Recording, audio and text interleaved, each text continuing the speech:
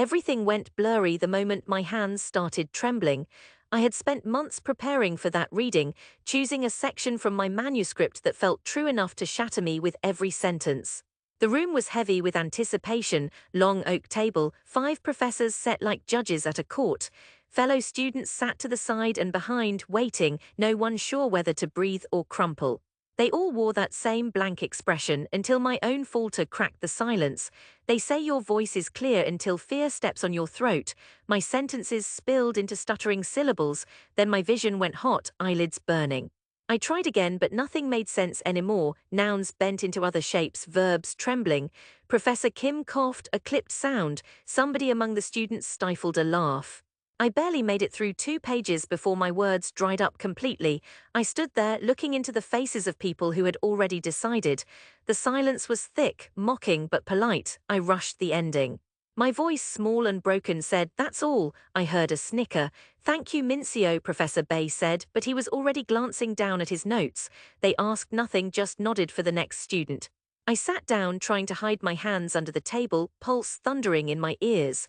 The recital was everything in that moment, and I'd burned it down myself. 3 days later, my parents called me home. That meant weaving through the crowds at Gangnam Station and taking the crowded bus to the outskirts, where the city's pulse faded into tired grey apartment blocks and bare magnolia trees. I kept replaying that reading, every crack in my voice, every muffled chuckle. My mother barely looked up from the kitchen counter. She was slicing onions, her hair pulled back tight. My father sat at the table, eyes fixed on his phone. "So," he said after a long silence, "how did your audition go?" I took a breath, choking down the truth. "It went fine." "Fine," my mother's knife clacked against the cutting board, "is fine enough to be a real writer these days. Do writers choke like that?" She didn't need to be there to have attended the reading. The world had already whispered it to her. In our community, gossip traveled 10 times faster than the bus from Gangnam. Someone's daughter's friend was there, perhaps. Word of my disgrace had already made its way back, plotting its small, humiliating death in the privacy of our apartment. My father's eyes flickered. "Mincio, enough of this. You're not a child anymore. Do you think writing silly stories will pay your rent?" He didn't say our rent, because I'd stopped being his responsibility years ago. Everybody fails sometimes. "I want to be a novelist. That's all I want." It sounded feeble even to me. "That's the problem," he said, his sigh cut deeper than the words. "You're dreaming about nothing. You should study civil service or maybe work at your aunt's office for a while. People your age are already saving." I clenched my fists. Part of me wanted to shout, but I couldn't. There was only exhaustion. My mother finally turned to face me, lips pressed tight. "We love you, Mincio, but everyone grows out of these fantasies. It's time to be realistic." That was my homecoming, the air bitter with onion and doubt. Later that night, I sat on my old bed staring at the ceiling, listening to muffled laughter from the apartments above, shadows of other lives better adjusted. All I had was a manuscript in my backpack, inked with corrections and shame. I thought of deleting it, thought about abandoning that dream entirely. I almost did.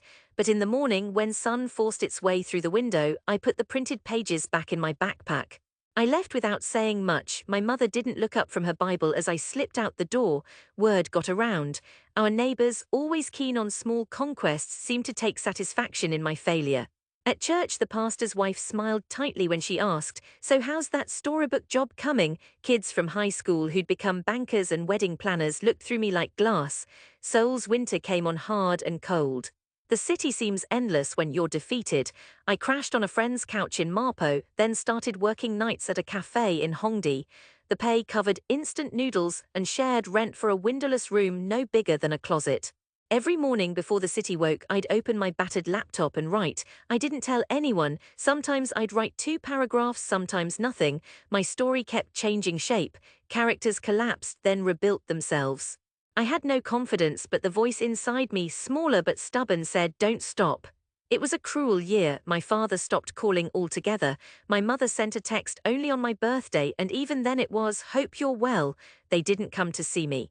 Then one Sunday, I saw my old high school classmate Jinhee at the corner cafe. She wore a power suit and heavy makeup, bright lipstick like a badge. She didn't see me at first, but when she did, she called out, "Mincio, are you still doing that book thing?" I nodded, smiling as best I could. Oh, I heard about the recital meltdown, she grinned, not bothering to soften it. My cousin was there, she said. Well, you know you can't make a living in fantasy, right? You ought to try something stable. I mumbled something about trying, then escaped out the door, pulse throbbing in my temple. Afterward, I sat curbside, the city's hard edge pressing against me. I watched delivery scooters roar past, the sky hanging like a lid. Soul never forgives, it keeps going even when you can't. Tears strung the corners of my eyes but never fell. There was nothing left to lose. That night I wrote as if sleep had been outlawed, pages built up, falling messily to the floor. I wrote ugly first drafts, then meaner, truer ones. My characters finally spoke in voices not borrowed from literature classes, but from old women on the subway, from the shy boy in our apartment stairwell, from somebody's sister who waited tables and dreamed. It took 2 years. I spent most days writing scrubbed plates at night. Sometimes publishers responded with polite rejections, other times silence. There were nights I doubted the point of it all, nights I looked in the mirror and saw emptiness. One autumn I sent off my final version to 3 mid-sized publishers expecting nothing, but just before winter, after I'd almost forgotten, I woke to an email from Sunway Publishing. It was short, "We loved your story. When can you meet to discuss publication?" I stared at the message, rereading it until the words blurred. I tried not to get my hopes up, but I called the number at the bottom. The editing director, Miss Seo, had a gentle voice. She told me the story had made her think of the things she'd lost and hoped for. She offered an advance, not much, but more than I'd ever seen at once. I signed, and then the real work began. I spent half a year revising the manuscript with an editor, writing and rewriting. My publisher made no promises but said they'd do their best. My book came out in July, its cover bright and honest, my name small but certain. At first nothing happened, the reviews trickled in mixed but real, but then an influencer posted about it, then another. Somehow the book found a home among readers, especially those who'd left the provinces for soul and found disappointment waiting. The big shock came when it was nominated for the Yu Jeong Literary Prize. My publisher called, almost more excited than I was. "Mincio SSI, this is a big deal." Sunway booked me on a radio show, then a small TV panel. It all happened slowly, then all at once, my email filled with interview requests, speaking invitations, questions from people I'd never met. Still, it felt strange. I remembered every insult like a bruise. The city looked the same, except now it seemed to be winking at me as I walked. When I told my parents, the reaction was muted. My mother called to ask what channel I'd be on. My dad hesitated before congratulating me. "You stuck it out," he finally admitted, "but you know, it's hard to make a real living." I laughed gently. I'd started to expect nothing, and every small acknowledgement felt like grace. The biggest moment came with the Literary Prize Awards ceremony held at a theatre in Jongno. 1,000 polished people in black suits. My publishers found me a stylist who trimmed my hair and dressed me properly. The day felt unreal, as if I'd teleported into someone else's job. Still, I had the old backpack slung over my arm, manuscript inside, softened at the seams. After the ceremony, the publisher arranged a homecoming book event for me in my old neighborhood's community center. I was both dreading and needing it. I hadn't set foot there in nearly 3 years. The center was new, a concrete block draped with banners. Neighborhood author Mincio Jai book talk and signing. It was modest but enough. My parents were there, sitting in the front row. My father wore a dark blazer I hadn't seen before. My mother clutched her purse with white knuckles. I stood at the podium. Rows of faces regarded me, neighbors, church folks, even a few classmates. Jinhee was there, eyebrows arched. I told myself, show them, not just with words but with truth. I spoke about the city and the winter, about working nights, about self-doubt. I mentioned nothing bitter, but I let the silence fill in what was missing. Afterward, I opened the floor for questions. A boy, thin and shy, raised his hand. "My teacher says being a writer is too hard. How do you keep going when nobody believes in you?" My throat tightened. I looked out at Jinhee and my parents, the familiar doubters. "You keep going because the story in you won't leave you alone. Other people's doubt is heavy, but your own silence is heavier." When the signing started, people lined up.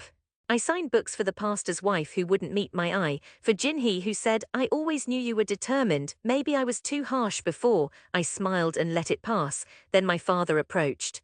He handed me his copy, his handwriting still childishly neat, "To Mincio from Dad." He looked down, voice rough. You showed us something, brought it home even. He paused, then looked at me with eyes full of years I'd spent wishing this moment would come. I was wrong, Mincio. My mother wiped her eyes, turning away as if the emotion would break her. I went outside when the event ended. The summer evening air pressed cool against my scalp. I heard laughter, scraps of old gossip floating behind me, but it felt lighter now, less dangerous. As I stood there, a gentle wind came up, flickering the banners, scattering a few pages from my reading script. I scooped them up, feeling the weight, not just of paper but of all the years between then and now. Seoul shone in the distance, neon signs blinking, subway chimes echoing faintly. Cars rolled by, bearing families, lovers, the lonely and the hopeful. For the first time I felt none of the old shame. The place where I'd first failed had become the place of my own making. In scattering and being remade, I'd brought something true back with me, changing nothing and everything at once. I closed my eyes, let the air fill my lungs, and finally, accepted the sound of my own name, alive and undeniable, called out by the people who'd once doubted I could ever make it at all.